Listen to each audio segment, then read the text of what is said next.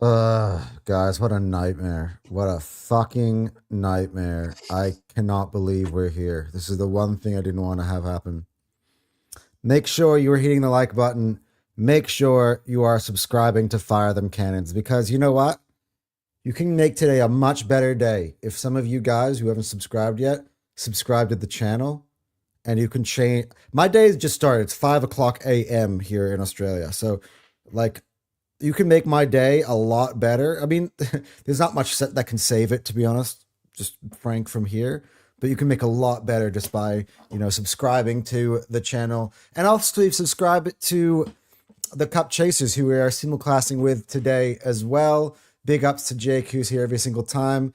We're going to be here for not that long today. I know it sounds like, when we win, I can go on for 2 hours, but we lose this important game and, I'm cutting us short. But that's just, the way it is. But guys, involve yourself, get yourselves in the chat. I'll try to actually respond to you guys a lot quicker today as usual. That way we can just kind of get out of here. We'll have me and Jake will kind of like give our opening thoughts and then we'll basically just, I'll be a bit of a therapy session for, I think for the last half hour or so today. And just let you, whatever you say today, I think even more so than last week, just say what you got to kind of have to feel because I feel like we got to let it out somehow or else it will break us as human beings.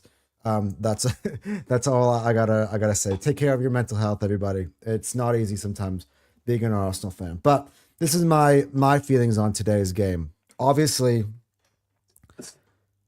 when I saw the lineup today, I felt encouraged. I was stressing and I was really not wanting this day to come for the whole week. In all honesty, I was really dreading it. Not because I thought we were going to lose, because of the gut wrenching 90 minutes that would feel like 4 hours. And unfortunately enough for me, I didn't feel like it did feel like 4 hours. It went by pretty quick to me actually today. Which on hindsight, that probably would happen if we would have lost, it would have felt quick. And if we would have won, it would have felt like 4 hours. So maybe even in my negativity, I was being positive. I don't know. But I actually thought Arteta set the team up correctly today in general. I know me and Jake have a disagreement and he'll come on to it in terms of who started up front. But given that Timber and Calafiori did not make it, which I thought they would, but they didn't make it, the back four, I think he hit the nail on the head with the back four. Zubimendi and Rice, obviously. But what I was really excited about was finally, Arteta heard my prayers and he went with Eze as a left winger. I was being told that Eze was never going to play at left wing, no matter how much I bitch and cry about it. He was never going to happen, but it did happen. Odegaard came in. We were asking, like, the problem on the right. Well, Noni Madueke does make it and he starts in the game. And I was looking at that lineup, I'm like, you know what? I also saw that Man City fans were selling bottles of water with Arsenal logos on them for £2 outside the stadium. And I'm like, do you know what? If there are football gods, I believe in one God. I believe in, the God. And you guys, I'm not trying to tell you what you can believe in, will not believe in. But I thought if there are football gods, if somehow, the people who say that there are football gods are correct, today they would be seeing that and be like, I got something. You know what I mean? Like not to be. Look, I actually felt that Arsenal had a much improved, in defeat, a much improved performance from the players, a much better tactics from Arteta than we have seen throughout this entire poor run that started with, funnily enough, Man City at Wembley. I thought that, City again played their part. They were supposed to be the ones who, it was on them to try to win the game because they needed the win more than we did in general in terms of the landscape of the league. A draw would have suited us perfectly fine. And they go ahead, but I was really, really, really impressed. I was very impressed because that because I said the other day, hey, they would score first, and it could be catastrophic, it could be devastating. Their lead doesn't last for really more than 1 minute and 43 seconds when, we put Donnarumma under pressure. Kai Havertz ends up scoring, and we go 1-1. And I felt at that point, you know what? I felt good at halftime. I really felt good at halftime. And I felt even better when Arsenal start to play ball in City's half. We get a really gilt-edged chance that was built through basically Declan Rice winning the ball back and driving to the heart of midfield and basically setting up a one-on-one for Kai Havertz with Donnarumma, which Donnarumma about to save. Martinelli then kind of just has a second shot that barely, gets kind of. I forgot who kind of clears it at the end. It was Kushanoff or O'Reilly or something.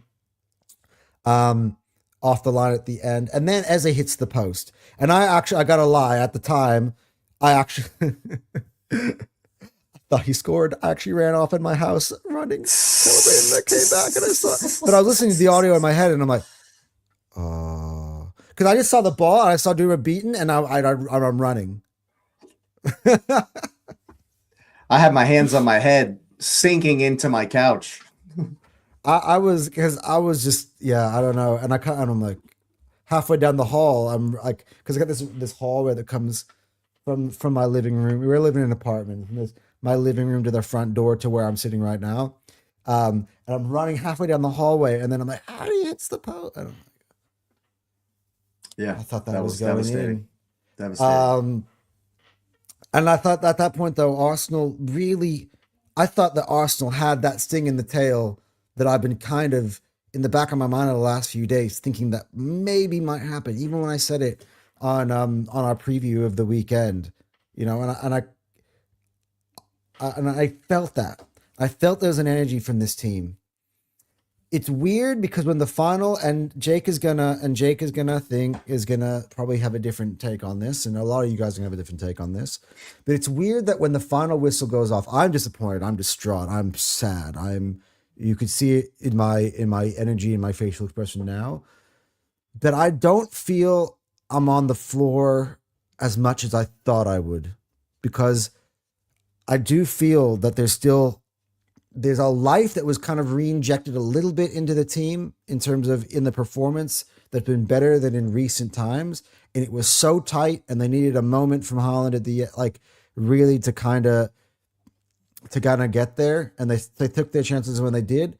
But if we can play this way in our remaining 5 fixtures, play this level that we did today in our remaining 5 fixtures, we will win all 5. And I do think there's Timber to come back. There must be Calafiori to come back.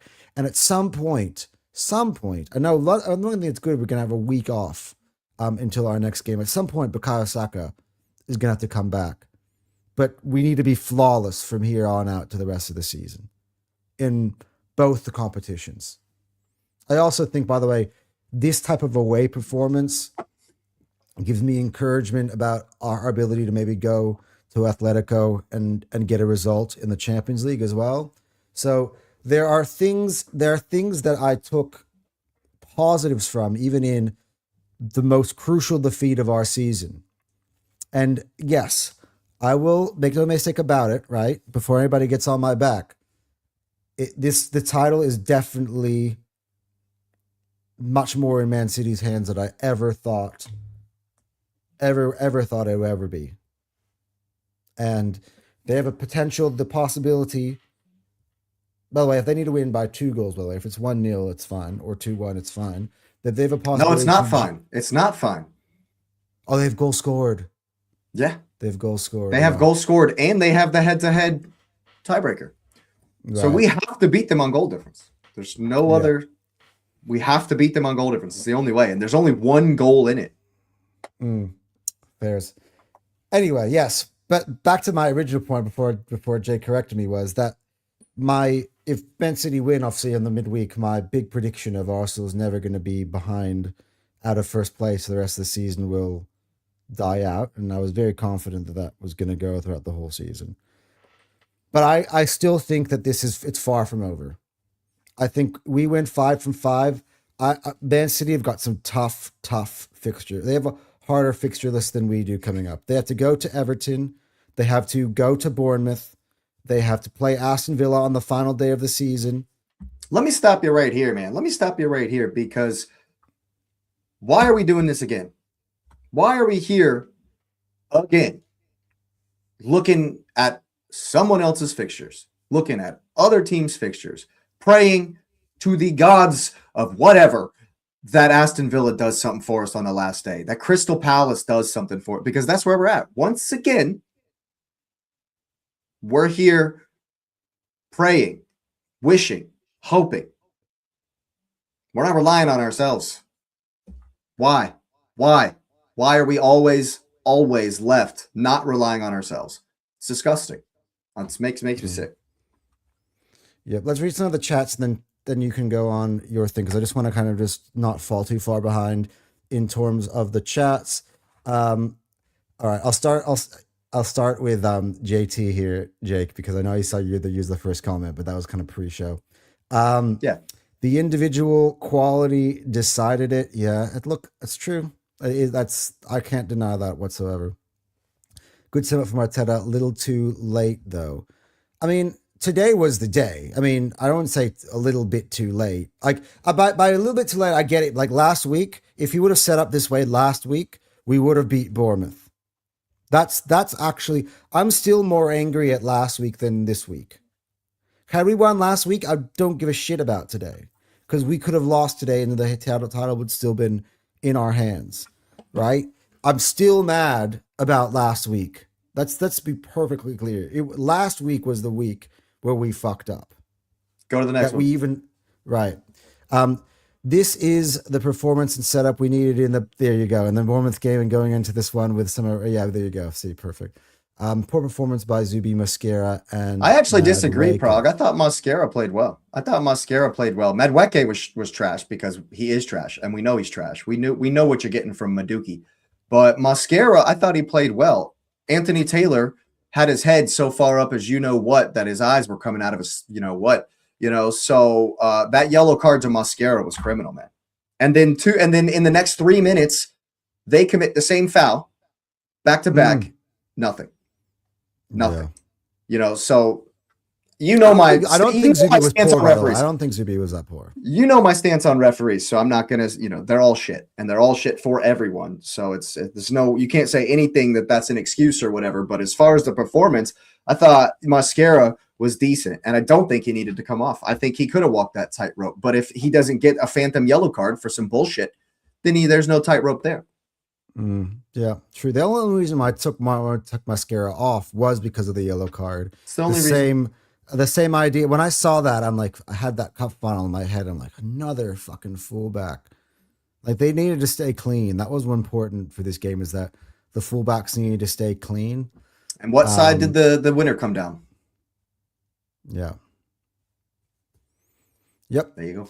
I also don't want to crash it on Odegaard because he's coming off of injury, but Shirky is the benchmark. Yeah, well, that Shirky goal, like, I couldn't stand but just be like, damn, that was class. The way he weaved through our defense, and that was all individual quality. It wasn't even that poor defending from Arsenal. Like, it was just brilliant individual quality from Shirky. And that's, as a football fan, I just put my hands up and I was like, that was brilliant. I don't know how Jake felt about that goal, but disgusted. Yeah, that's how I felt about that goal. Yeah, disgusted by how good it was, or disgusted by how we defended, or that we just went behind. Just that we went behind. Yeah, like you say, fair play. He's a good player, and he's gonna he's gonna do things like that. Yep. And no matter how much people want to praise him for the bare minimum, the gulf between him, I thought Odegaard was decent. Between them is what I judge him on. I actually didn't think Odegaard was bad today. Now, should Odegaard have been the player that came off?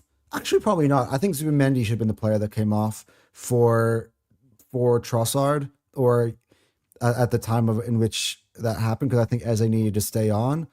The issue is that I think Martinelli came on too early. It would have been better to have probably Trossard than Martinelli, given how Martinelli actually performed in the second half. Well, Martinelli let us down. The thing that we know he does, he didn't do. and it cost us a goal. That's why I thought Martinelli came on, because I think it was like a different type of reaction to the Mosquera yellow card, which is instead of actually swapping Mosquera for White, which he knows would have put us in a even worse position, he brought on Martinelli as somebody who can put a challenge on Doku. Right? He didn't, and though. he didn't and do that's, that. and he didn't, and that cost us a goal. Yeah, that's great analysis for you, Jake, to be honest. But I don't think Odegaard was poor today. Odegaard definitely, in our best periods of the game, had us up the pitch. He connected the play very well. He had I don't think he was that bad. But if you're gonna ask me which one I would have subbed, by the way, when I saw Trossard was warming up on the sideline, I'm like, that's an odd one. I was Why is Trossard coming on before Gyökeres? But at the time, I'm like, well, it's definitely Odegaard's coming off. Right? I thought so too, actually. And then I saw that it was Eze. I'm like, what are you doing? Eze just struck the post. He was your best outlet. But yeah. All right, here he comes. Mr. David Speaks Football himself. It's been a while. Since I've seen you in my chat, Dave. Of course, he picked today. I should have known. I told you from the very start, Anton. I'd love to see I'm gutted for you, but I love to say I'm gutted for you, but I'm not. But he's not. We don't expect you to be, David. No, nope. But one thing I respect about David is not, those people who are really fake, like they try to tell you one thing, but in their head they're thinking another thing, right? David at least fucking tells you the truth, right? Which is why David's my friend, honestly, because I respect David. As much as he hates my football club, we're still mates. He's a great guy, and he's also not fake. He's real, and that's kind of also his brand. He lets his emotions out on his sleeve, and that's why we love David. And he's also just box office when he gets behind a mic. The players didn't step up. Only that's what decided it.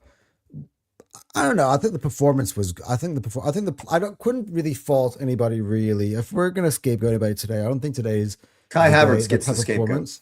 Kai Havertz gets the scapegoat. I'll leave it up to Jake. 150 million thousand gajillion %.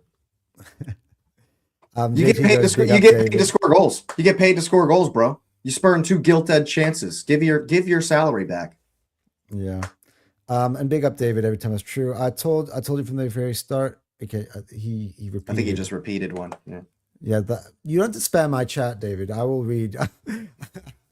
I'll read it for sure, especially because it's you. Big up JT. For real, big up JT. He's always here. Yeah. I don't think the league is over, by the way. I hear you. You know what, JT? You're my type of guy. I also don't think the league is over. It's far from over for sure. I agree. Yeah, because there's every chance that City drop points. They have to be perfect still. But now, so do we. So that's at the moment now we would both be maxed at 85 points. So that's the difference, is that we were allowed to have dropped 5 and now we've dropped 6. So right off the bat, right as well. It wasn't like they were spread across.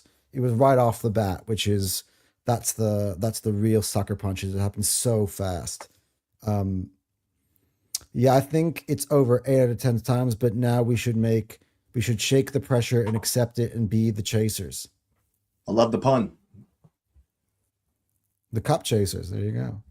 And City hasn't gone on crazy win streaks the whole season. It's still not the City of old, so they better not bottle it. Yeah, there were still vulnerabilities in there today that's how we got some of our chances. We just didn't really exploit it. I mean, we exploited one, which was the fact that Donnarumma wasn't good. By the way, we didn't press as often as I would have liked. When we pressed them today, I thought we actually pressed them very well. It just wasn't enough, and in the crucial moments that we continued to press. And I do think that with the goal that they got, wasn't it? Who gave the ball away? Was it Martinelli who gave the ball away in that last pass? The one that Haaland for their first goal?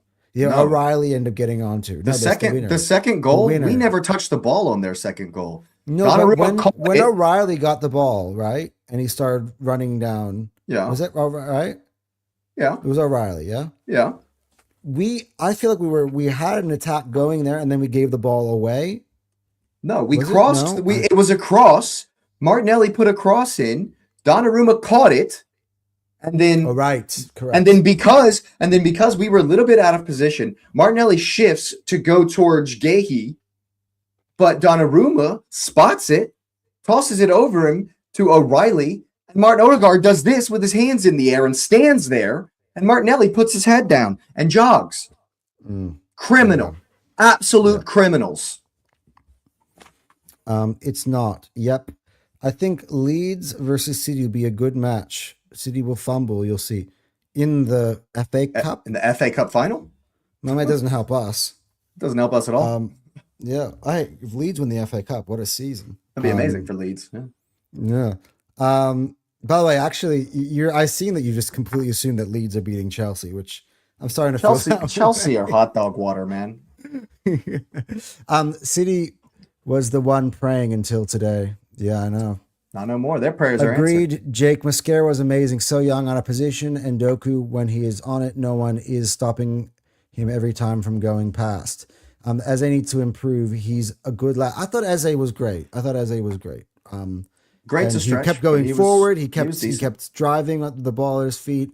And again, I think that's his preferred position for me. I've been yelling at it the whole year. Look how much better it is when you have both Odegaard and Eze on the pitch rather than one or the other. And for me, the Trossard substitution, when I saw that, I'm like, you're breaking up the best avenue we have of getting back in this game. What needed to have been is Gyökeres on for Zubimendi, which is the switch that eventually happened, because you could have dropped Odegaard deep into that 8 and kind of gone 4-4-2, which is what eventually happened. That's what eventually we did. But it should have Too late. been. Yeah. But it should have been with Eze on the left hand side. So because it would have given you more creativity and more opportunity to set up the likes of Gyökeres, who, when he was on, doesn't even really get found. Or I don't even think does Gyökeres even have a touch? I don't even know. I don't think so. Zubi was pretty poor. So was Rice, and so was Odegaard. But I don't think they were that poor. I thought they were decent, honestly. The only reason why I would have done it is because I needed goals. The only reason why I would have taken Zubimendi off in that situation. There was a lot of passes in the first half where there was plenty of space, and Odegaard kept overshooting it. The pass to Havertz for the chance was good, but there was bare minimum. Yes, granted, that's true. But I think we're a little bit nitpicky with that, though, because I thought Odegaard was good. I thought this was one of Odegaard's better. In our best spell in the game, which is right before they scored, we had the chances. Odegaard was the one who was really conducting things and looking really good in there. So, even though I think Odegaard wasn't too good, I would have kept him on when it was 2-1 and subbed Zubimendi off. There you go. That's what they did. That's exactly what I said. That's what Everton will definitely trouble the citizens. A draw, maybe. And if that's the case, like I said, we're hoping. Yeah, we're hoping once again. Other teams, I hear it. By the way, is he one of your guys? Yeah, big up Prague, man. He's in the comments every single time. Big up, man. Appreciate it. Yeah. I love Rice, and I blame the rotation for him not having gas in the tank. But this was the game for him to drive the ball, crash the box, shoot from outside, send some crosses in. Look, I think he plays a massive part in the chance that Havertz had. Massive part, and he kind of did do that. But it's hard. It's hard, guys, when the other team, not to just kind of say something very obvious, is Manchester City, right? It's hard to necessarily for him to do that. His positioning is really important, and he can't just kind of leave his position so easily, because then you're going to give City opportunities on the break. So it's always kind of like a bit of a balancing act here, and you have to kind of pick your spots, which I think Rice did perfectly well. I thought Rice won the ball back for us a lot of times when City made some really nice little moves to kind of get themselves space, and then Rice would kind of be there to kind of break it up, and I thought that was really good, actually. I almost feel like how Arteta and the team look at the game. If we swap position with City, think us chasing them would have forced us to be a little more creative with our game plan. I actually really enjoyed that first half. I thought we did what we've been calling for a long time, and to press a team, to not sit off, to not sit back. I enjoyed the entire game until Haaland scored. I'm just going to be frank. I enjoyed the entire game until Haaland scored. We played well. I thought we played well, but I feel like we would. To be honest, I feel like if this was a draw today, I don't think anybody would say, "Hey, Arsenal don't deserve." I'd be pumped if this was a draw. I'd be so different. No, but if it was a draw, do you think that Arsenal played? Jake, honestly, do you think Arsenal played good enough today to deserve a point out of this game? Because I yes, I do. But JT already called it. The difference in quality. Yeah, Haaland gets 4 touches all game, 1 chance to win it, and does. Havertz, how many chances you want, homie? I agree, Jake, with Havertz. Trossard played the perfect cross. He had the perfect unchallenged jump onto the header. And by the way, where does that Trossard cross come from? From the left-hand side. So you brought on Martinelli from the right-hand side. Sorry. You brought on Martinelli to give assistance for Mosquera. He doesn't actually do that. So if there was nobody to give assistance for Mosquera, it might as well have been Trossard, who can kind of mirror Eze from the left and spam the box and create chances like that, like he did for Havertz. Martinelli for me. I'm going to say it. I think he was even. We had Madueke. He was poor. He was even worse when he came on. Honestly, I actually believe that. And that follow-up shot. I blame him directly. The follow-up shot, by the way, after Madueke. I'm sorry. After Havertz was saved by Donnarumma, he absolutely scuffs. Come on. Why is nobody coming after Martinelli for that? Because Havertz, really, he had an open goal. Because Havertz, instead of letting that run across you to give Donnarumma an extra half a second and a massive angle to block you, sweep that in with your weak foot. Are you a professional or are you a bum? Right. But even after that, the ball falls to Martinelli and the goal is gaping open. And he gives you like a half weak effort. That needs to get blasted. And by the way, Martinelli's best attribute is defending, not scoring. So, and he didn't do it. And he didn't do that either. Yeah, exactly. Yeah. Havertz cannot be the start of the team that's already a losing battle. The star of the team. Yeah, he's not the star of the team. The star of the team is Declan Rice. The other star of the team is he's just not a star. On his couch. Although a lot more understandably now after having heard what's actually wrong with him in the diagnosis. But Havertz did provide some good runs that Gyökeres. How many goals does Havertz have this season? How many goals does Havertz have this season? And how many goals does Victor Gyökeres have this season? 5 in all comps, Havertz. That's disgusting. That's disgusting. You're getting paid $270K a week. Your whole job is to score goals. That's what you're here for, homie. That's what you got hired. That's what you got. That's what you got signed for. Back when we were wearing that. Back when you were wearing that snot rag. Back when we were wearing that snot rag, disgusting away lime green jersey. That's when you came to this club. You were supposed to score goals, and immediately you weren't good enough to do that. So you got put in the left 8. You weren't good enough to do that, and so you're like the third choice backup striker or whatever. And no one can. Arteta can't figure out what to do with you. But instead, Arteta still hangs his hat, his whole Arsenal coaching career on Kai Havertz being the guy, and he's done it over and over and over and over again, and it has not worked. Over and over and over and over again. So we go out and we buy a 70 million pounds on a striker who scored 94 goals, 97, whatever it was, in 2 seasons. And in the biggest game in the league we've had for 23 years, you don't bring him in until the 5 minutes to go.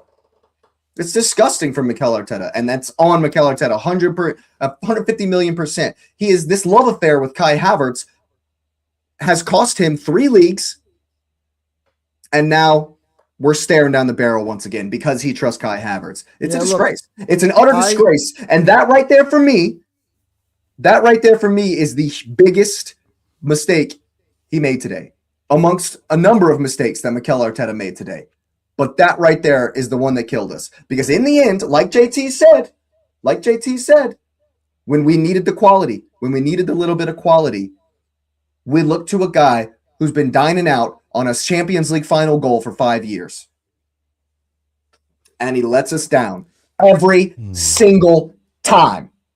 That's on Mikel Arteta. That is on Mikel Arteta, because the evidence that we've seen, the evidence we have is all we can go on. And the evidence we have is that Havertz is nowhere near good enough. He has never been good enough for us. Even when at his peak for Arsenal in 23-24, when he was scoring mad goals in the run-in, he still wasn't good enough to get us over the line. You know what? And Mikel Arteta continues to pick him. So Mikel Arteta is insane. That is the definition of stupidity and insanity. Doing the same thing over and over again, expecting the same result. You know what? A different result. You've got the same result every time. Havertz has been the guy we look to win us the league, to win us the game that's going to put us in the prime position. We've looked at Havertz time and again, and he's let us down time and time and time and time again. It's criminal. It's negligence. It's horrific from the manager. Horrific. It's disgusting. I'm literally sick to my stomach thinking that we have Kai Havertz. That's the guy that we're trying to look to when we got Victor Gyökeres on the bench. The guy you brought in to win silverware. The guy who was brought in to win the Champions League, to win us leagues. The guy who's got 18 goals this season versus a guy who hasn't scored a fucking league goal since the last time we beat Man City 6 games ago. 6 opportunities ago. That's the last time Kai Havertz has scored a Premier League goal. And that's the guy that you look to win us the most important game of the season? Fuck off. Yeah, look, upon reflection, listening to you talk and let out whatever frustrations you got. Obviously, this is the day to do it. But upon reflection, I actually think that I'm still was happy to see that he went with Havertz, to know that Gyökeres could have been the finisher. But on reflection, what the sub halftime should done from Arteta, which is like, well done, Havertz. You got us the equalizer. Well done. It's 1-1 at halftime. My halftime subs is actually Gyökeres for Havertz. I like Madueke coming off too, but that's another thing. That's another example of Mikel Arteta's arrogance. It's arrogant, bro. There was a fucking petition. Thousands of Arsenal fans knew that Madueke is not good enough. He's just not. He's just not good enough. Everyone and their grandmother knows he's not good enough, but we still bought him because he's got some effing love affair with Chelsea rejects that I cannot fathom. That's on Arteta as well. Madueke is not good enough. You know it. I know it. My wife knows it. And she hardly watches football. Sorry. She hardly knows. She knows too. He's just not good enough. Why? How come I know that? How come half the Arsenal fan base knows that, but Arteta can't figure it out? What's going on here? What's the common denominator here, man? Yeah. JT says, good is not good enough. I know it's hard to be the best in the league, but we need to be to win it.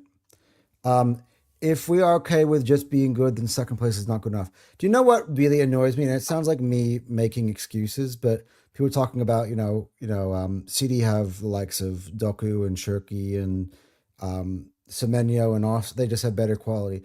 And for me, if we just had Saka today, our quality is just as good. Like out of Saka as a on the left and right. Come on, in their careers are better players, had better careers, both of them, than Doku and Semenyo to this date. Odegaard in the 10. Look, I think we matched them skill wise. But we matched them. Yeah. We just once again in another big game, we are not able to fully play our strongest hand. That never matters, though. That doesn't ever matter. That doesn't ever matter. It doesn't matter, life. But that's just the way the cookie crumbles, man. That just is what it is. Like everyone has to deal with injuries. Why is it they get to be? Because life's not fair. Because shit's just not fair. I mean, and if we're sitting here thinking that it's gonna be fair, Equity way- and fairness is not how we're going to win the league. By We the way, need to one make thing- them feel like it's unfair. That's what we One need to thing make that really them feel annoyed like. me today, by the way, it just feels sometimes it has a feel. Maybe this is me just. If you want to dismiss this as bullshit, you can dismiss it as bullshit, right? I'll give you permission to. But like when I'm watching this coverage, even from the start, I just feel like the Premier League wanted this.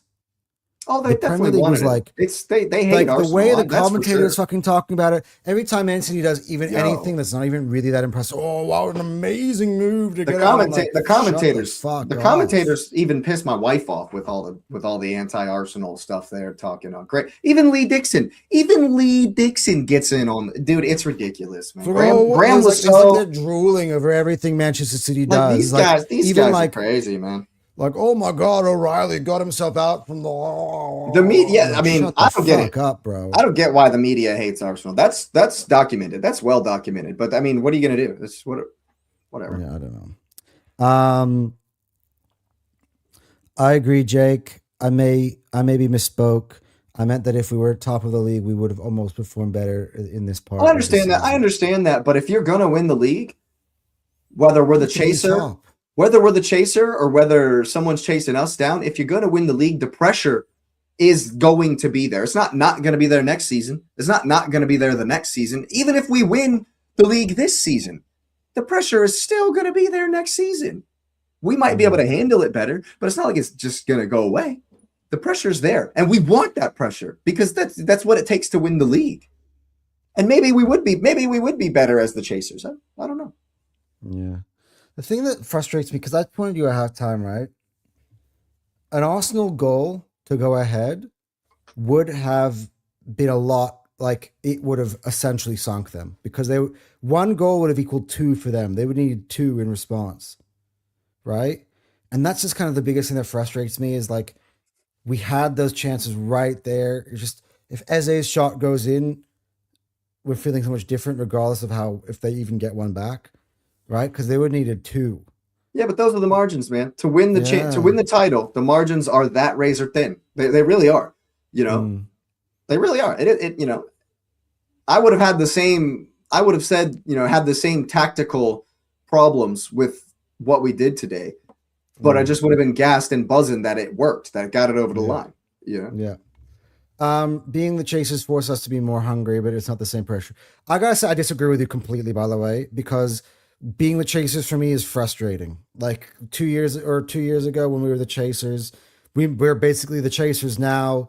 I fucking hate it, and you feel powerless. I feel much rather like let's just take care of our. For me, this is what frustrates me about this, and I don't understand. Maybe I'm not a professional athlete. I don't understand the pressure thing. Because for me, once you're 9 points ahead, it's like there is no pressure. Just win your fucking games. Forget about anybody. There was a point a week ago. We didn't even need to fucking give a shit about Manchester City's games or results at all. It's just go ahead, be professional, take care of Bournemouth. Just focus on your performance. Make sure your performance is better. Just play the game like we would any game in the Emirates under the sunshine. Just fucking do it like as we do it all the time. As it should have been routine. That's on our That's what I thought well, we were going into. Mentality starts at the top, bro. Like, honestly, I'm still more pissed about Alex Scott scoring a winner than Erling Haaland. I mean, that's on Arteta, bro. That's the mentality he has. Yeah. He has the mentality of and being I blamed scared. him big time. He has a scared mentality. Martinelli should have started at right back. Well, at least he would have done more defending if he had done that. He would have defended, yeah. Or it would be completely fucking. Imagine Martinelli and Madueke being your whole right-hand side. Oh god. Not really. He was signed as a midfielder. Talking about Havertz. Yeah. It wasn't good enough, so he was made into a striker when he was good. Yeah, true. One team signed 2 star players in January. The other send one of their stars on loan. Yeah. 1 year he might. Yeah, I do think that Ethan, given how much we struggled in the 10, the Ethan he could have done switch, something. Yeah, he definitely could have done something. And I was upset at the time as well. Havertz is one of the most overrated players, 100%. I know. Well, look, here's the funny thing is I wanted to start today for tactical reasons. It had Arteta made the swap for Gyökeres earlier. It could have worked out. But hey, don't get me wrong. No, wait, pause. He was Right. decent Pause today. it on that. But I've also been the guy the whole year when people are saying, Havertz is the answer. He's the chosen one. He's going to be the savior. Gyökeres is shit. He's really the best striker at Arsenal. And I've been fighting against that the whole year. I do think Havertz is overrated. And I told you I'd sell him in the summer and that Alvarez is going to come in as an upgrade. But the unfortunate Havertz was part good is today. that Havertz was good today because he's got a ceiling. That's about as good as he can be. So I'm not like Havertz did not have a bad performance to his standard. But the standard for winning the league is up here, not down here, which is Havertz's best. It's up here. He's just not good enough. It's not his fault. He's just shit. It's time to go, Havertz. Yeah. Thank you. Please. Yeah, well, I said that. I want the reason we're going after Alvarez. The only issue is that all those kind of transfers really, I feel, hinge on Arsenal winning the league because you get more money for winning the league, and I just don't know if Arteta is going to be here. By the way, there's somebody I'm just looking hard ahead in our comments section that I'm very excited to get to. I don't know if Jake, you've seen it already. I'm following where you're at. Twofold, yeah. Arteta out. JT, that's crazy. Is to say it is I'm sorry. It's 5:46 a.m. in the morning. I woke up at like 12:30. It's ridiculous. It's as you say, Jake, it's arrogance. Yeah. Arteta thinks too much of himself. He should have the mentality of, yes, I am still rookie manager. I still do mistakes. He keeps doubling down on mistakes. He keeps doubling down on his player choice and transfer that keeps backfiring. Look, all this is truth. True. Facts. All this is true. I actually am not even debating that. Facts. Yeah, it is facts. Now that he was forced to actually step back and change up a little, we look the best we did in basically the most of 2026 in a game that we lost. What really gets me is what I think is happening is because Arteta is hyper aware that we fade as the season goes on. And so this season, he's kept the handbrake on longer than normal, right? Longer than he normally has because he wants us to have it for this game. And so the mentality going into Sporting, Southampton, Bournemouth, and then Sporting again, the mentality was just get it over the line. Don't exert yourself 150 million% like we're saving it for today. And you know what? We came out and looked energetic. We played like I wanted us to play. We pressed City. We made Donnarumma hit it long. We were winning second balls. Okay, we were doing everything that we are good at. Balls. We were doing really good. We were winning there was at one point, I think, right before their goals, their opening goal, Arsenal had won 100% of the aerial duels. They did. I thought we did very well tactically, but in the end, you need the quality to go with the tactics. You got to have quality to go with the tactics, and we couldn't bring it. There is one way to change the narrative, and we keep on feeding that narrative. I agree, which is why I've sat here and I've said I still think that we can go win the league because for me, there's no other choice. We have to go perfect. We have to go 5 for 5, and it's the only way to redeem ourselves. That's it. That's really the truth. That's why I've said it. That's what needs to happen. Like we need to go 5 for 5, and I think we should expect to go 5 for 5 with the opponents that we have left. If we lose to or draw with any of those 5 remaining opponents, then we don't. But we've put ourselves in a situation where we need the performance we had today 5 times. But we have but without Kai Havertz because we need to win 3-0. We need to win 3-0 5 times, pretty much. All right, he's gonna hate me for making such a big deal out of this because he's just wanting to quietly sneak into the comment section and, just say his little piece, right? But for the first time since the Wolves game, one of the co-founder and my former co-host is finally back in the group chat. So I just want everybody to give a welcome and a round of applause back into the chat to my friend Cal. Big up, Cal. Big up every time, Cal. But the message that Cal has today isn't going to really help you guys much. A bit sour. He goes, Arteta should be sacked today. I'm done. Understandable. That's an understandable reaction. Yeah. No, but man, I miss you so much, my brother. It's good to see you, back at least in the chat. As you did promise me ages ago that you will one day be back in the chat to support the channel, and so it actually did bring my level up just a little bit. Even though you said that Arteta needs to be sacked, you could have said anything. But it's good to see that little Calgunner TV logo back in the bottom of the screen and in the chat. So big ups to you every single time. Um, Calgunner, big up. Yep. We looked much better 2 years ago. We performed like a title winning team against a basically prime city, but I get your point. I really think one big flaw of Arteta, he isn't able to fire up those players and bring out the best of them with confidence. He's too robotic. He can't bring out the passion as like a Klopp. I gotta say though, I think Arteta does kind of have that passion. I just think maybe he doesn't direct it in the right way. Maybe his tactics are robotic, but as a person, I wouldn't call him robotic. I wouldn't.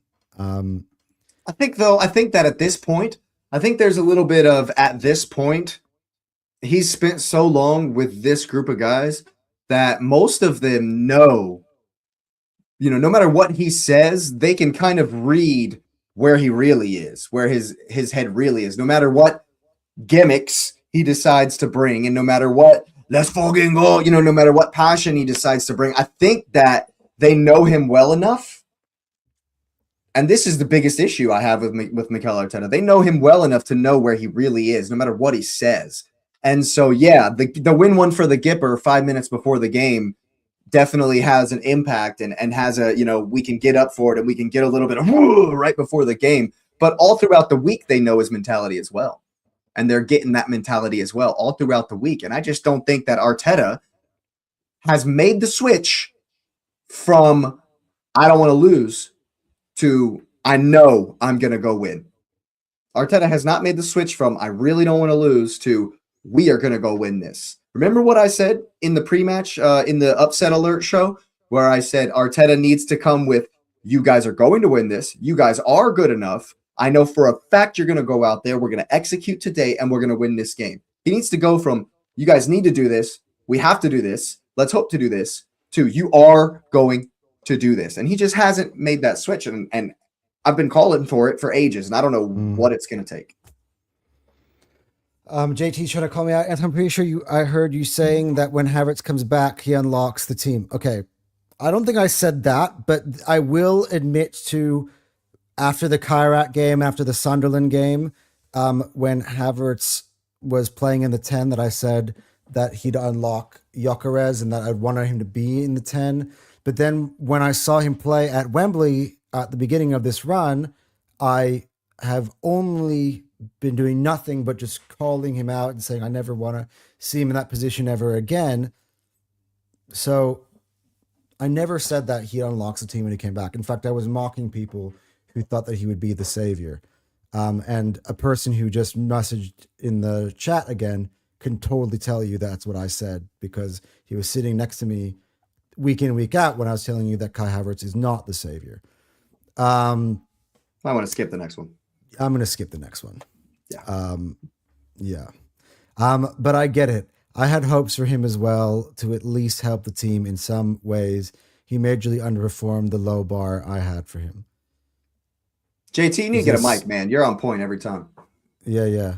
He said he would get a mic. He said he would get a mic. I don't know. For me, the passion he shows seems to be so fake until you make it, but it's just guessing. It's hard to know. It is hard to know at this point, like just how much what he says affects the guys. It's tough. It's kind of tough to know at this point. He even said it before in an interview that one thing he struggled with us is understanding the emotion side of the game. There you go. Cal back in the chat, and now he's elaborating more on his original point. Arteta can't win. I think the fact that we had opportunities to be 12 points ahead, and look where we are now. He doesn't know what it's like to take anything over the line. Look, Cal, I tend to agree with him. If the season ends and we eventually don't win the Premier League, I'm right there with you. And we both sat here on the very first day that we ever made this show, and we both said that. We stated that from the beginning, that if Arteta doesn't win any trophies this season, that we have to go, and he has to go, and I haven't changed my mind on that. The problem is faith and belief has to be rewarded at some point for it to continue. That's just a simple fact.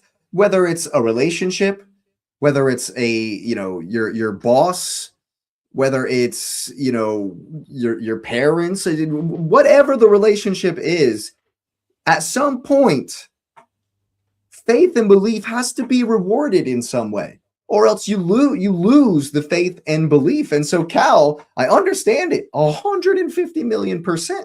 I get it, because Arteta has not delivered on the faith or belief that we've given him for 5 years. He just hasn't. And while I do think that sacking him today would be a mistake and it would derail everything, we're stuck. We're stuck until the end. We're stuck with him till the end of the season. Look, as Terry said, though, what's crucial though, that if Arsenal was to get rid of Arteta, is you don't make the wrong hire to replace him afterwards, because that could be catastrophic. That could take us back. What you need to do. That's the biggest problem. No, that's the biggest problem, Anton. Because when or if when Arteta does go, we will be set back. Hands down, it's going to happen. So we're in a stuck position, though. So we are stuck. We're stuck for sure. You keep him, and nobody believes a word he says. You can't get anybody up ever again. No one's going to believe him. It's a catch-22. Right? It is. But it really is. You sack him and you bring in another guy, and we're set back in our project. That's why we had to win this year. It was do or die. It was now or never. Yep, 100%. And we still have everything to play for still in front of us, but I just kind of want this really shit period. I hope this is the end of it. Like, what's really sad is at the beginning of this run, we had 3 defeats the whole year. And now we've got 4 of them in the last 6. Yep. Like, that's the way it goes, man. That's the way it goes. That's and I said that on the terrace earlier. Like, that's what kind of just like really just disappoints me. Like, it was all there. We just needed to have the tiniest bit of consistency. But I do think though that the whole unavailable list of players and the fact that he has these players like gassed on half energy and they're coming in and out and you don't really know who's going to play, and I'm begging players to come off the couch and all this shit and they're still not playing, plays a huge part in that. Who gets the blame? Everyone thought, by the way, I'm gonna take this one because I was talking in group chats and everybody was accusing Arsenal of fake injuries, and I said I'm truly concerned about how many players have pulled out of international duty. How do you know they're fake? Tell me how they're fake. Why are these international teams just let them all go home? The same players have all had issues. Who's to blame, Anton? Who catches the blame for that? It's got to be. It's the same thing every season. It's the same thing every season, man. Cal, it's the same thing. We can't keep saying, "Oh, injuries effed us at the end of the season." Oh man, Saliba got injured and Rob Holding had to play. Oh no. Oh, yeah, Saka hasn't been available for 7-8 games. Oh no. Oh yeah, we haven't. Who's to blame? It's the squad, rotation, and management that has us gassed and injured at the end of every season. And who is that on? Yeah, well, like I said, man, it's all on Arteta. The whole 5 years is culminating every decision he's ever made. Yes, he's gotten us here. Yes, he's gotten us from being shit in our worst banter era to right back challenging again. Yeah, he has gotten us there, and fair play, credit to it, credit for that. But we're not Everton. We're not Brentford. We're not Chelsea. We're not these middle. We're a team that needs to be winning, not just challenging, winning. And so, yeah, he's done a lot of good for us. But good, as JT said, good is not good enough. The remit is win the league. The remit is trophies. And Arteta has been, I'll even say it, he's been great to get us to where we are in a position to win trophies. But that has not yet been good enough.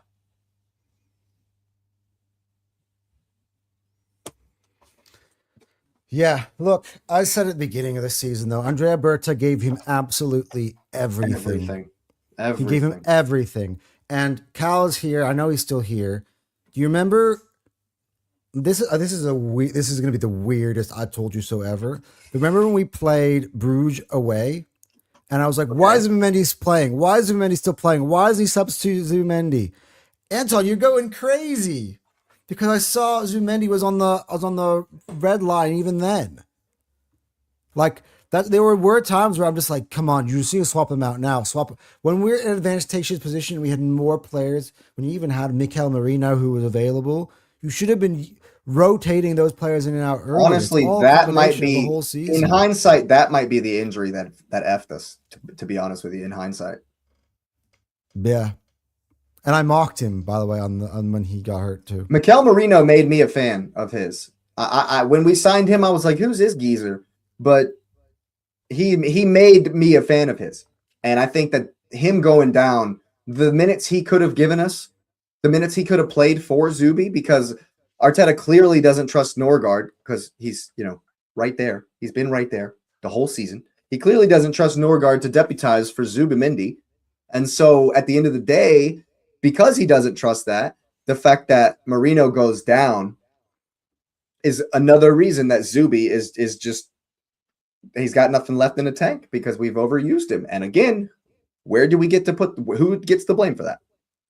All right, let's move on. Your boy, SPO. I want to make one comment about this. I want to make one comment about this, and it's completely off remark, and it has something to do with what you said about being on the terrace today and the fact that the City fans were coming for us, and that what's her name, Nell or something? I can't remember. Kel. Yeah. They deserve to say things like this, because if Stu was on the other foot, I'm rubbing it into everybody's face. And that's what everyone's afraid of. That's why people online are afraid that Arsenal fans are going to be like this. But when you're a winner, when you're a champion, when you win 4 in a row, when you do trebles, when you win Champions Leagues, when you put the game away, when you get the opportunity to do it, you get to be arrogant.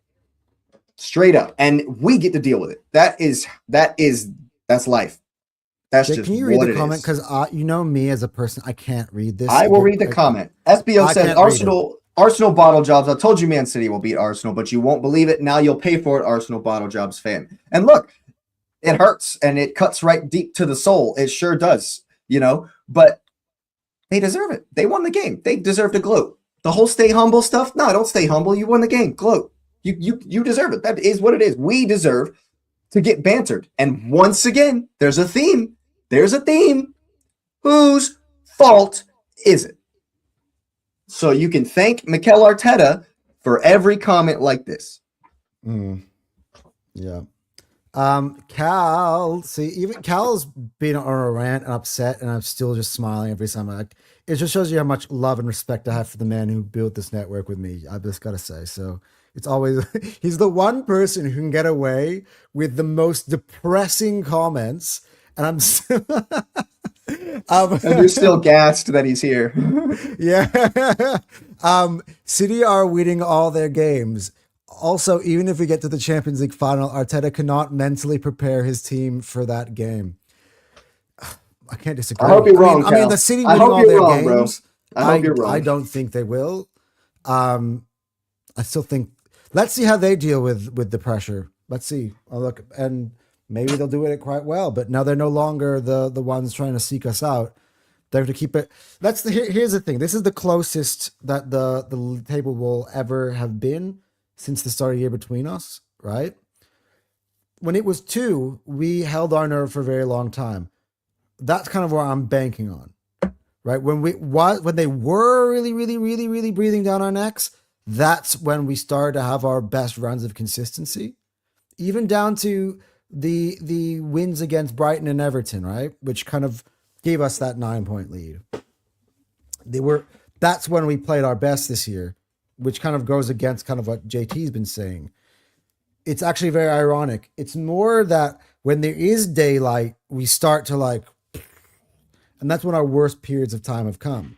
So that's why I'm still kind of not ready to throw in the towel, because I'm like, let's see, because they have also been the one to slip up when it's been really, really close before. Right? So let's see. There's still five games for us, 6 for them. Let's see how it goes. But yeah, no, this is not fun. As I said, the first words I said today was, this is a nightmare. Come on, you Gunners. Here you go. Godwin, big up Godwin. Make sure you're liking and subscribing, guys. Again, as I said, let me look at the numbers. Yeah, new subs would absolutely just literally make today a whole lot better. If he gets a contract extension, I'm checked out for next season. I hate people telling me I should be grateful for not being mid-table fodder. Yeah, look, we're at the point where it's not about that anymore. We're at the point of, let's see what we can do to get it over the line. And maybe the one thing that counters Jake thing about if we can change is the fact that Andrea Berta, I actually really trust him. He's the one who put us in the position to really, for the first time, really feel like the favorites in a Premier League season. It was Andrea Berta's work who did that. It was him who built the squad. It was him who identified that Havertz wasn't good enough, so I'm buying Gyökeres. It was him who identified that Martinelli and Trossard aren't good enough, so I'm buying Eze. You know what I mean? It was him identified that we finally needed a backup for Saka, right? It was him who identified all this stuff, that we needed. Hey, who's starting today in our back four at left wing, at left back and right back, who were brought in today, even though we would say, hey, why are you buying more defenders? We're the best defense in the league. Well, you can see, how White has dropped off. You can see how Lewis Skelly has dropped off. You can see Calafiori, how he struggles with availability. He cut Tomiyasu. I trust Berta. That's the one thing, is that I think he will make the correct hire. That's one thing I do think, and I do think that he will be able to bring in the correct players. But the issue is that correct hire is really razor thin. The only player, like, people I can think of right now that be available, I wouldn't go Alonso, because I think that the way he plays is way too much of a switch, and I don't want to go to playing back threes. I don't want to play a back three. Please. Nagelsmann is the one for me that I'm like, if he came in, like maybe a Hansi Flick if Barcelona just overdo it and they just sack him because they're not going to sack him, dude. They're running away with La Liga. They're not going to sack him. Enrique would have been an upgrade, but I think he's staying at PSG. Never happening. I can't really think. That's the only thing, is like, who are we actually going to bring in that fits the bill of the finisher? Like, you know what Pep Guardiola was for, Pellegrini, who, by the way, did get it over the line. He was that guy who, all right, they've done a really good job to create this great team, but I'm going to create a dynasty. Rodgers to Klopp is a better example. Rodgers to Klopp is also, yeah, that's a great example. But I don't know if that's really out there. Guys, honestly, before we end this stream, which we will end soon, can you give me some recommendations? Like, seriously, we need to start thinking about it. Cesc if we don't get it Fabregas over the line, but he's not an upgrade on Arteta. How do you know? He's managed Como. That's the highest he's ever managed. He's got Como fighting for a Champions League place in the Serie A. It's like, I've watched a handful of Como games this season. It's a throwback to the way Wenger played. It's a throwback to possession-based tiki-taka style. Exactly what you would expect from Cesc Fabregas. It's it ain't this sit back and defend bullshit. He attacks Inter. He attacked AC. He attacked Napoli. He doesn't sit back against any of them. He attacks them all. He didn't give a shit. And yeah, sometimes they play out 4-2s and 5-3s and big score lines. But he's got quality like Nico Paz that are crushing it, and he's doing well. And so I wouldn't be mad at that. But I mean, right now it's the point is moot, because it would be a disaster of a nightmare of a dumpster fire to fire him today, in my opinion. So Until the end of the season, this conversation for me is it's whatever. It is, but just the thing is I agree with the sentiment that we need to sack Arteta, but if we don't win any trophies, right? But I'm trying to see the avenues the one avenue, honestly, the name that makes the most sense to me when I said it is Julian Nagelsmann. Right? That's the one I could think of that makes sense when I said it. But what Arteta is also doing right now, what he's also doing with how skin of our teeth, just holding on. What he's also doing is he's putting doubt in my mind, at least, that even if he does get it over the line, is he gonna change anything? Is he gonna improve the way we play and have a little bit more attacking mindset? Arteta outers were saying in recent weeks, and Brandon was saying, is he going to even change, even if we do get it over the line, or is it going to be just like this next season, even if we win, where it's skin of your teeth, holding on, sitting back, super defensive? I don't know. But what I do know is, say we pull it out, either one, he's not going anywhere. That contract extension is getting signed if he wins a trophy, whether he's going to change or not. So. The thing is that if he wins a trophy, the players will fight and still believe behind his message because he's got them there. We'd like to think so, right? And you'd like to think so. Yeah, but he has to be flawless. He has to be flawless in all 9 remaining games in all competitions. He can get a draw at the Metropolitano. That's about it. That's all I can think of. And maybe a draw in the Champions League final where we win on pens. Please, God, no. I don't want to go to pen. Please, no. Please, no. He got 6 years to cherry pick the perfect conditions. No manager ever gets that.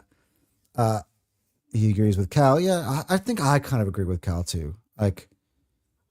I'll get to kind of at the end before we close off kind of why I've said all these things, but I still believe and all that stuff, because I think it's important just as a fan base to kind of do and not kind of lose sight of. I even can understand he got this season, but the next one is a no-brainer. Yeah. Pretty much. Well, he got this season because all of us were complaining that the squad depth wasn't good enough, and he got given it to him. This was the year where Berta went and bought 8 players. He's like, all right, I got everything you need. The fridge is stocked. Even if I've even covered every possible avenue, anything that could have gone wrong, I've covered it for you. And he's still managed to run the deepest squad in the league into the ground where we have so many injuries and he didn't properly manage it. That is the truth, and that's the frustration. And that's why I haven't been Arteta out the whole year, because I'm waiting until the end, because Berta gave him what he needed, and if he doesn't get it over the line now, he's got no excuses. And Cal can tell you that, because that was what we said here on episode 1.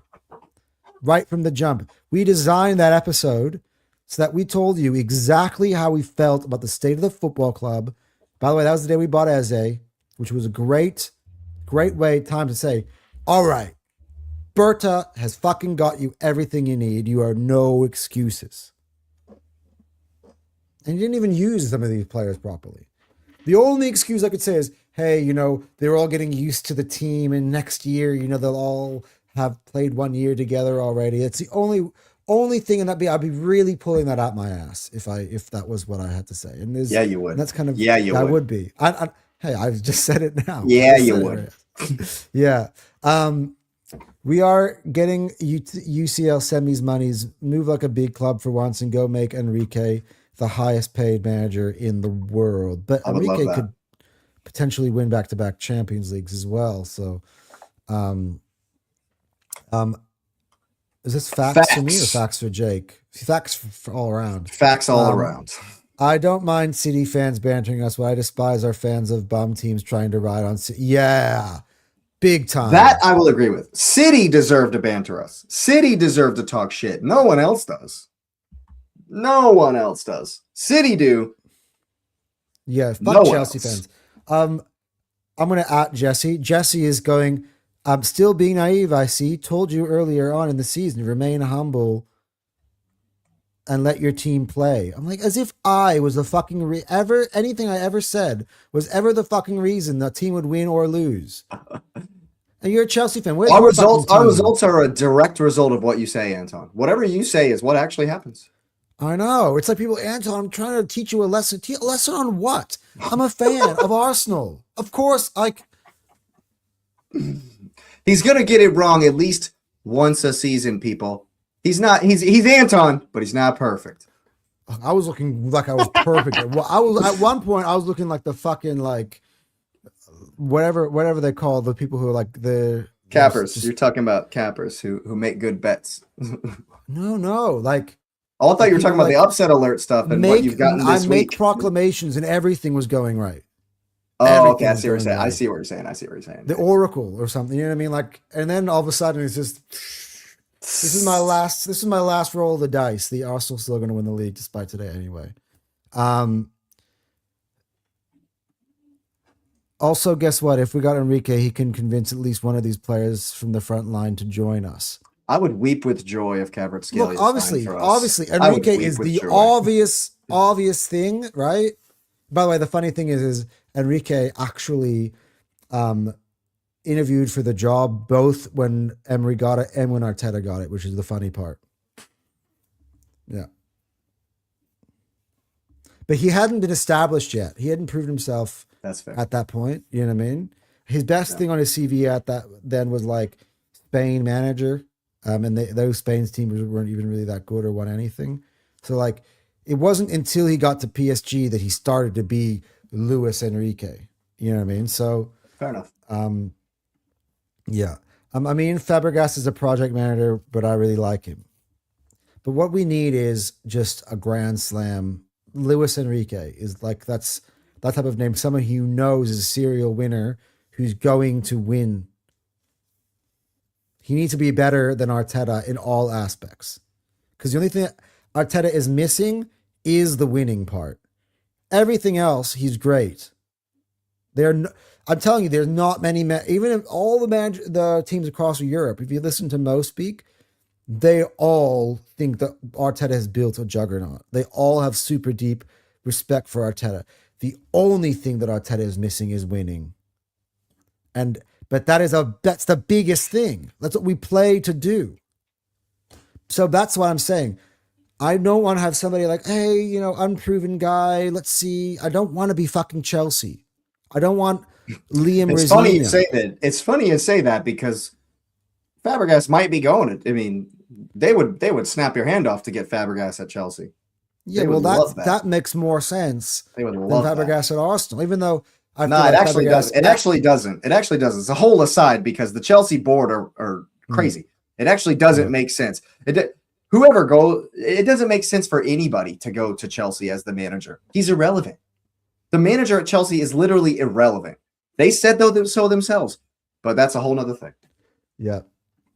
Como plays amazing football. They do. Yeah, look, and they're an amazing, beautiful city. With any luck, we'll see them in the Champions League next season. By the way, Jake, I am going to be going to Lake Como.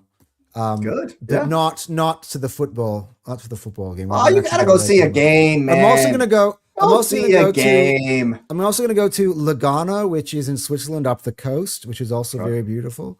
Do they have a team? Go see a game, bro. Hey, that's Swiss league, man. Both defensively and offensively. Or just give Conte a 1 year.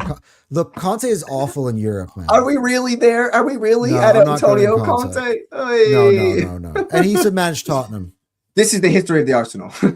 No. I'm not doing that. Conte. I don't like Nagelsmann. Like I say, I love Nagelsmann. Nagelsmann actually, I've always loved the way he plays, his teams play. I love Nagelsmann. The other thing that can be thrown at Nagelsmann. Oh, wait. I'm trying to look at before I say anything. Just the Nagelsmann record. I think he's all right. I mean, he's won the leagues with Bayern, right? Yeah, I could win the league with Bayern. Yeah, that's what I'm trying to say. That's why I was like saying like outside of Bayern, like he was at Leipzig, like he was the one who brought Leipzig to life. Fair enough. You know what I mean? Um,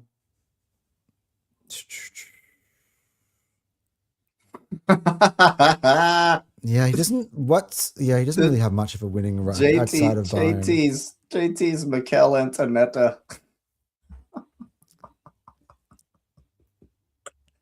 Oh, big up JT, man. That's hysterical. You know, that's That's what I'm saying. hysterical. Leave me out of this. First of all, I I'm keep never. leaning back in my chair, and I've forgotten that I messed up a wheel on it. I'm almost fallen over like 3 times. I wouldn't rely on a manager that did good in the German league. If I'm taking a risk, I would go with Cesc or Alonso. Thing is with Alonso, is it too much of a change in formation and everything? Like you would have to make so many changes. I detest the back players. three. I detest. We don't have the right type of fullbacks to play as wingbacks. They're Hey, we got Martinelli. We got Martinelli. We tried back three. One of our worst performances of the season. We tried back three against Mansfield Town, and it was so unbalanced. Oh my god! That's why I wouldn't go with with Alonso. Like he also had one amazing season with Leverkusen, and he couldn't cut the mustard at Real Madrid. If you want the best in class, it's Enrique. It's the only answer, but I don't see him leaving PSG. By the way, it's the first time in his life he managed a squad as big as this. Talking about Arteta or Enrique? Anyway, Lisan Al Gaib. Is that all right? Who is that? I agree.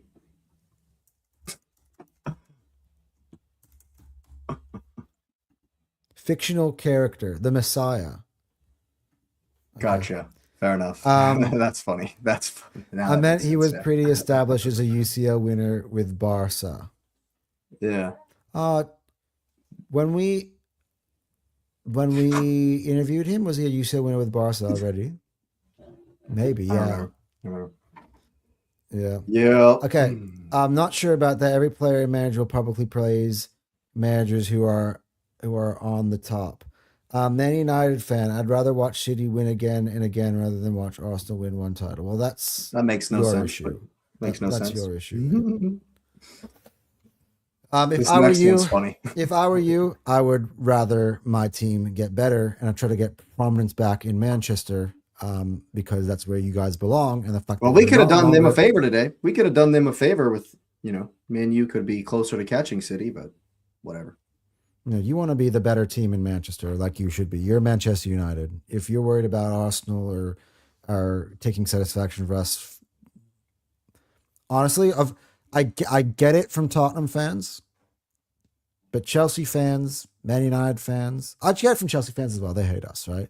But Man United fans, Liverpool fans, you guys are way too big. I don't care what team you're a fan of. If you want your own team to lose so that your rival doesn't win the league, you're pathetic. Yeah, I'm calling you out, Rory Jennings. You really made me mad because I was a big Rory Jennings fan. I think he's articulate. Same. I haven't watched a Rory Jennings video since. Me neither. I haven't either. I think he speaks really well. I enjoy the way he speaks. I enjoy his videos. I'll never watch him again. That's pathetic to say that you want your own team to lose. That's pathetic. That's just pathetic. Tribalism is one thing, but wanting your team to lose, period, is pathetic. So, but you have both a Barcelona logo and a Manchester United logo. Make that make sense. Okay, this is chat of the day. Chat of the day. Arteta, allergic reactions to every trophy available. That's funny. Yes. Whatever prize you can send you in the mail. That was definitely the chat of the day. That was very creative. I definitely enjoyed that. Even its negativity. He gets the stream ball. Look. You know what, guys? Arteta deserves everything that you're putting at him today. Honestly, he does. All right. Like I know I keep doing that because I'm always positive about Arsenal, but I myself have said today that if we don't win anything, I want him out. He does deserve all of it. He deserves it all. He does.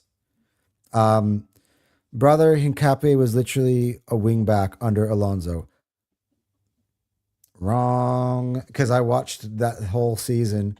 The wing back is I thought he was Grimaldo. He was Grimaldo and on the left. Frimpong were his Grimaldo. wingbacks. Hincapie was the left center back. He was a left center back.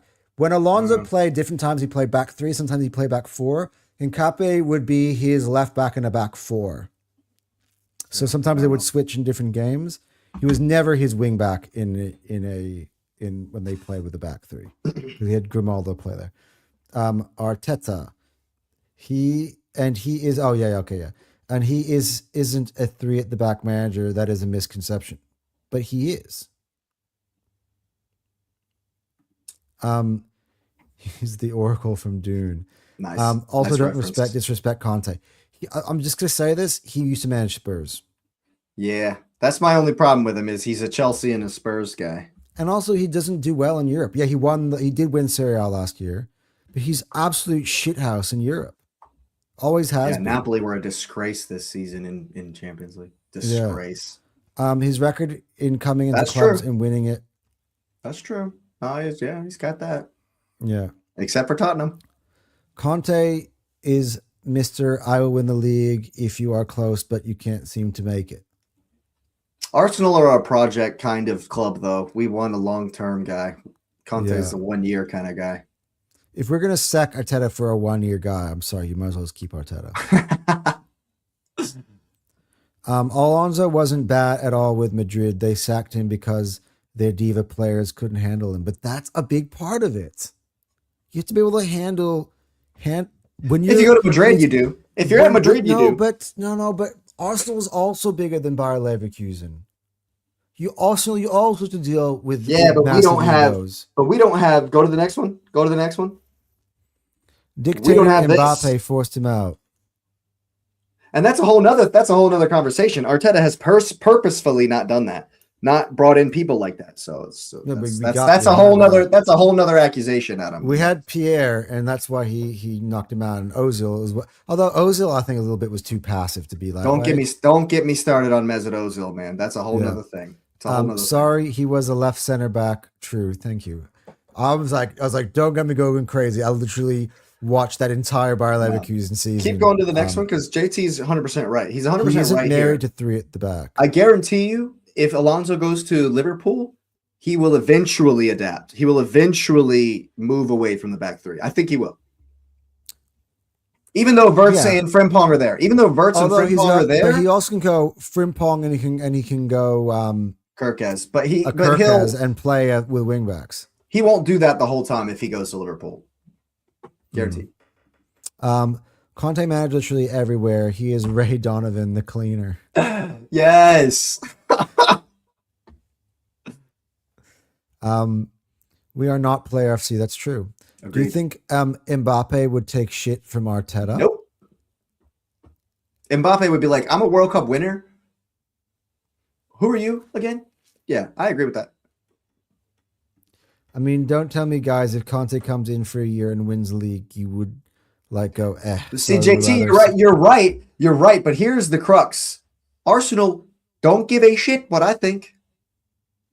They don't give a shit what we want. They're going to do what they're going to do. They don't give a F what the fans want. That's clear. Here's the thing. No, but here's the thing, though, Jake, right? Because I'm always like a long-term guy. I actually want to see one of my teams actually build a long-lasting run of wins, sort of like Manchester City. Although I would never copy their model, but I want a manager who can take us and have us dominating the sport for years. I'm not trading all that in just for one title and then. Fair enough. You get what I'm saying? I'm not that desperate. I'm not willing to make a deal with the devil that I get one title and then we're going to suck for years. That's what I don't want. All right? So, yeah. The players have been dealt a huge psychological blow. For their own sanity, they will have to find a new clubs to get over the trauma caused by Arteta and multiple bottle jobs. Arteta out tonight is what Rain Beer has to say.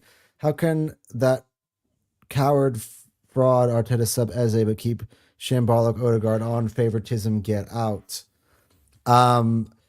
We discuss what we think here. Nothing we say matters. If you want to go there, it's just swinging ideas. I actually agree with you, JT. I actually agree with you. Go to the next one. Go to the next comment as well. Just because I disagree with you doesn't mean you can't say what you want. Go to the next comment. No, he's right.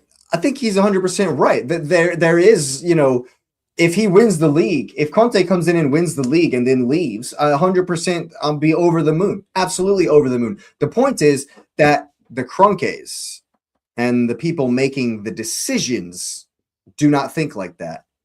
And they don't give a shit what I think. I personally, I'll be honest with you, I do not like the defensive style that we play. I'm not a fan of it. I would rather go balls to the wall and win 5-0 every game. But we don't, they don't do what the fans want to do.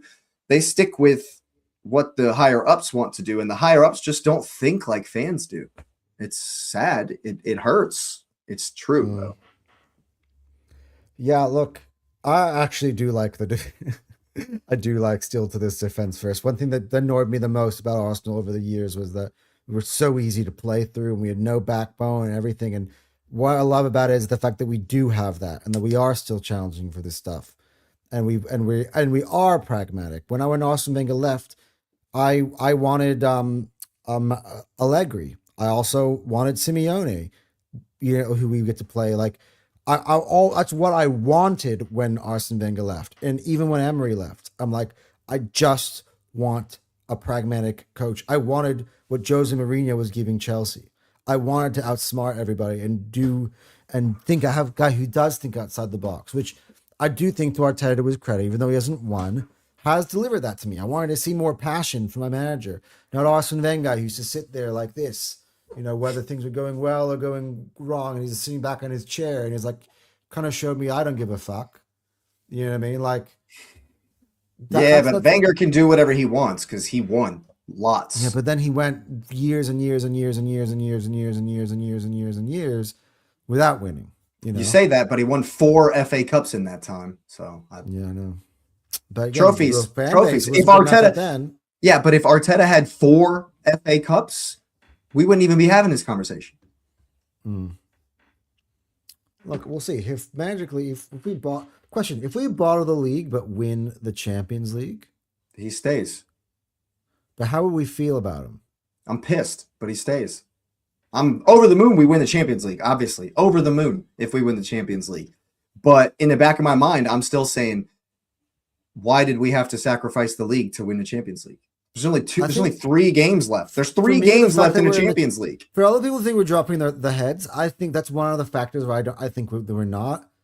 We still are in the Champions League and we've been flawless in that tournament up till now, really. So if we go and we have like a really good performance where we put ourselves at the Metropolitano, we put ourselves in the box seat heading back to the Emirates, right? There will the players absolutely have plenty to play for, and they also should know, have a competitive spirit and be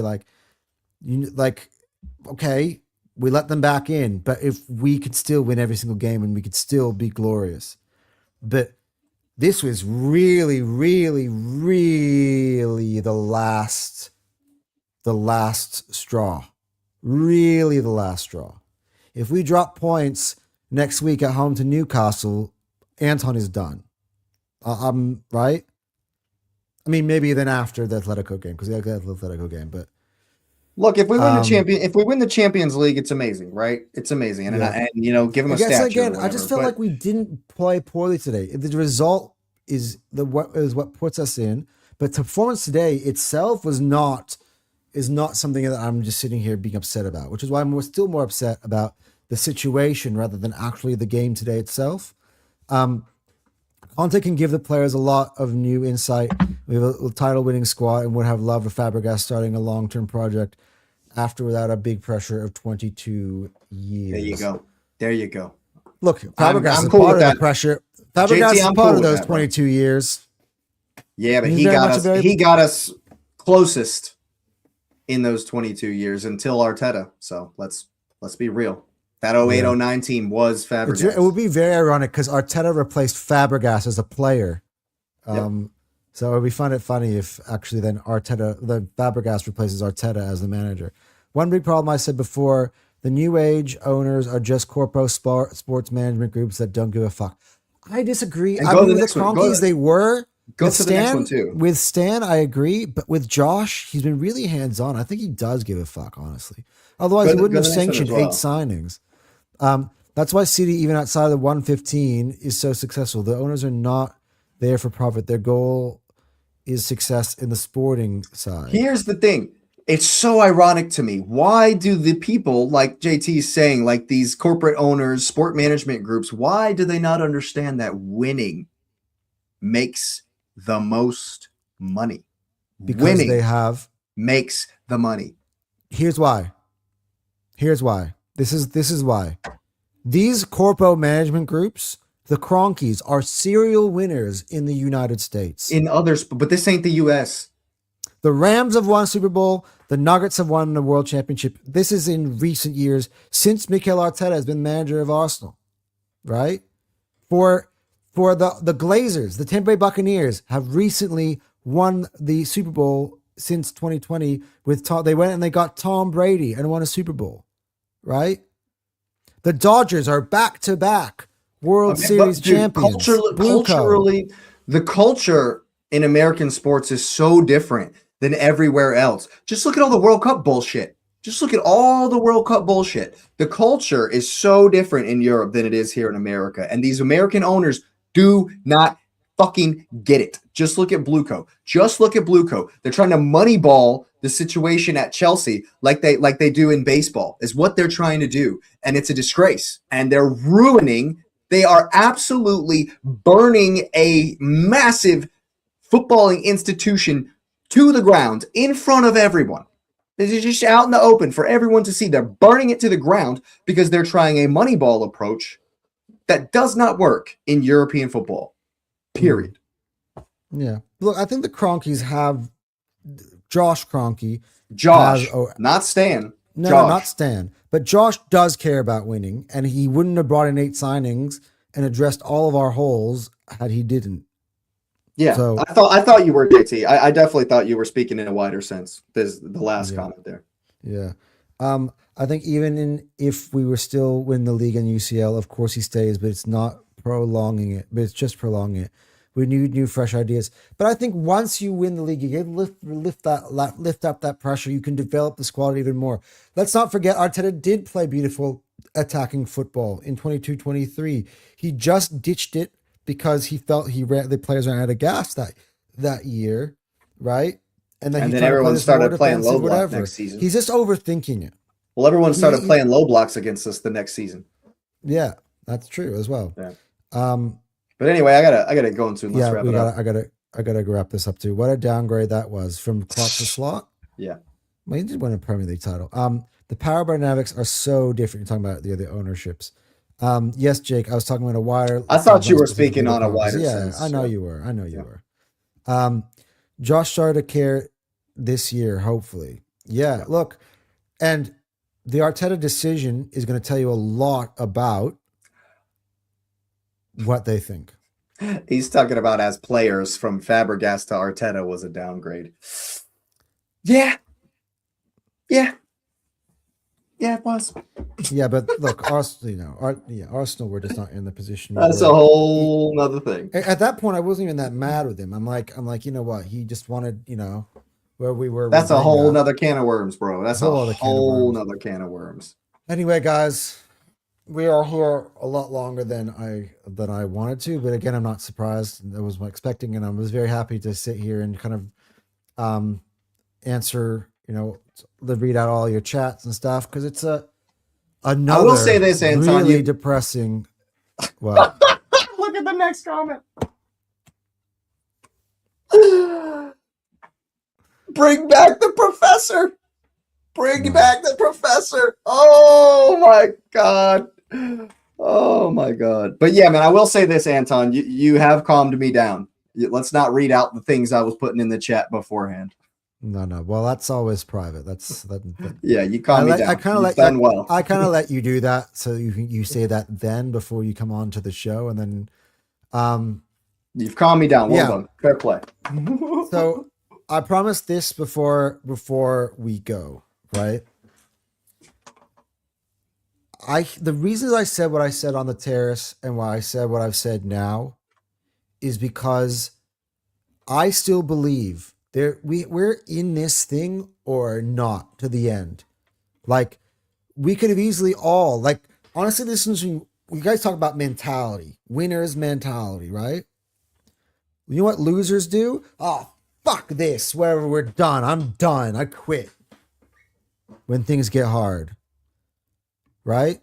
And I'm just trying to say, when the season comes to close, and if we don't win anything, I'm not going to defend a single thing. And I've said that about 1,000 times throughout the entire year.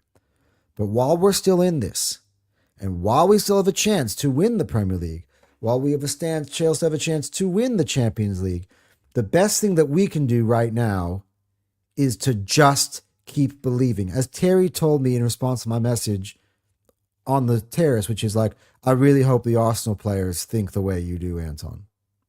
And that's what I'm trying to convey. And I don't want to out my brother, but that's my brother. My brother and I kind of had a little bit of a meeting of the minds last night, because I was like, I don't know if we were to lose this game, like what am I going to say? Like, Ellie, like, I'll be so frustrated, but it really depends on how the game looks. And he goes, you know what? If City win, but also give a really good effort, all I would say is, we lost today. It's really disappointing, but it's game on. We have every single chance to win this. I still think that we can play better than them for the rest of the year. And I still think that because City have never been really that consistent. If City win all their games at the end of the season, fair play to them, and we will have not won the league. But let's not be losers. Agreed. Yeah. Let's not 100%. Throw in the towel. You much as the funny thing is that everybody's sitting here everywhere clowning Anton as delusional. Anton's a loser. No, I've seen my NBA team, the Bucks, win the NBA championship after dark moments like this. Now they're shit now, but they won the NBA championship, right? The Philadelphia Eagles, after having the biggest, hugest fucking meltdown the year before, went on the next year and they won the Super Bowl. With Nick Sirianni as head coach, who, like Arteta, no one believed in that could get the team over the line, but he did. Now, Nick Sirianni the next year, who can be, maybe, he's kind of an example of what you said about Arteta. But anyway, guys, we still have everything to play for. We have a better chance of winning it by saying, hey, I still believe in this team, than not, and throwing under the bus and giving up. Because if you quit, you're definitely not winning. So you have a higher percentage chance of being able to win if you don't quit than if you do quit. And we can still easily also win the Champions League playing Arteta's tactics, by the way. Many managers in the past have won the Champions League playing this style. Not every team has Erling Haaland. So I think we play like this away at the Metropolitano. I don't think we lose the game. All right, guys. Arun is coming here to try to better late than never, Arun. Better late than never, Arun. You made it in at the death. Hey, and big up Arun, by the way, where he says we're going to talk Wednesday. Make sure you got them notification bell on, people. We will be back for the podcast on Wednesday. Yep. Good venting, boys. If City balls it now, does it change anything from our criticisms, though? No, because we've done it both sides. We've said it both sides. Yeah. So. Yeah, correct. Here you go. Arun's laughing on other clubs, just playing 40 games and you can't win shit. He's a Man U fan. Oh, yeah, okay. We got to talk on Wednesday. Yeah, well, yeah, clock in for Jake's podcast to the Cup Chasers with my boy Nez, who I'm sure is over the moon right now. Happy. He's so pumped. Just keep it moving. I run a business. The worst decision I ever made was not making decisions. That's fair. But I'm just saying, like, it's not the time for decisions. That's the summer. That's it. We are here. Just as I was saying, that podcast is gonna be Matt Iron. I'll you know what? I'll be there. It depends what time of the day you guys record. If I'm asleep at the time, I don't know. Might get a little cameo in there, huh? Yeah. Yeah. Fuck. Problem about sleeping is 6:44 a.m. I got to be gone in 45 minutes, and I'm never gonna sleep. Yeah. Let's wrap it up at midnight. Let's wrap it up. Let's see what happens. We might as well just see it through. That changes. Got to. are needed. Got to see it through. That's for sure. We will need to always look ahead at the future. There is always a next year to win it. We don't need to commit to our. Agreed. We all agree. I'm just talking about right here and now. We still got games to win. We still got trophies that we still can 8 games. Win. It's not done. 8 games left. 9. No, is it 8? Yeah, right. 8. We only have 5 games in the league now. Right. Yep. Yeah. 8. Not every team has Havertz and them. One last shot in. One last shot. Yeah, after I said Haaland. See you on Wednesday. Yep, you'll see Jake on Wednesday. Oh my God. I've got the biggest task of getting Positive Dan to actually do a Dan and Anton show on Tuesday. Tomorrow. Yeah. Like, Terry's always told me, and by the way, I'm actually saying this publicly so I can actually get Dan on here and prove me wrong. Terry has told me publicly and privately many times, when Arsenal win, Dan is the first person to the mic. When Arsenal lose, he's nowhere to be seen. I need you tomorrow, brother, or Tuesday, whatever it is. JT says, "Don't you have his number?" I do have his number, but I want him to. But I'm saying this now. That doesn't mean he picks up, bro. That doesn't mean he picks up. Oh man. Anyways. Yeah. Oh, fuck! It's gonna be a long day for me. It's 6:45 a.m. I woke up at 12. Grab a coffee, 45 a.m. Grab a Monster. Monster. I have to go and work for the next 8 hours. Red Bull gives you wings. We'll take a sponsor, by the way. Red Bull. We love sponsors. There it is. Yes, hey, he's already drinking it. Red Bull. Where are you at? Where are you at, Red Bull? Sponsorship. Yeah. And then I'm gonna crash. I'll probably miss all of Tuesday. Like I'll wake up on Wednesday, like, whoa, what happened? It was that green edition. I'll tell you. Yeah, the winter edition. It's good. It's good. I like the flavored Red Bulls better than the actual ones. They're kind of average, but the flavored. Hey, stop it! Shh. We're trying to get a sponsorship here. What are you doing? What do you mean? I'm bigging up the flavors. Go grab yourself. But then you're saying you don't like their main flagship thing. Come on, man. What do you ruined it? God, They're never going to give us a I'm actually going to get the background off so you can properly see the Red Bull can, Here you go. Oh, there it is. Guys, get yourself a winter edition. It's exotic passion fruit. They got so many different flavors, and it keeps you awake at least for 3 hours before it makes you come crashing down. But that's why you get yourself another one, because you can get yourself another pick-me-up. So only drink maximum 2 cans, it says, per day, but I'm already reached the max, and it's 6:45 a.m. So, and there it is. All right, guys. We'll see you guys later. Fuck me. Can this be the last depressing therapy session we have to do, please? Honestly, it's just, I'm getting so fucking done with this. Yeah. Arteta, honestly, you're making a fool out of me. One last thing. I've sit here defended you even today, and you cannot repay me with any sort of just glorious. Like, that's one thing that does piss me off. Can we not just get that big fucking win where I can just tell everybody, fuck you? Like, that's what a win today would have been if we would have won it. But still haven't. Anyway, we're out of here.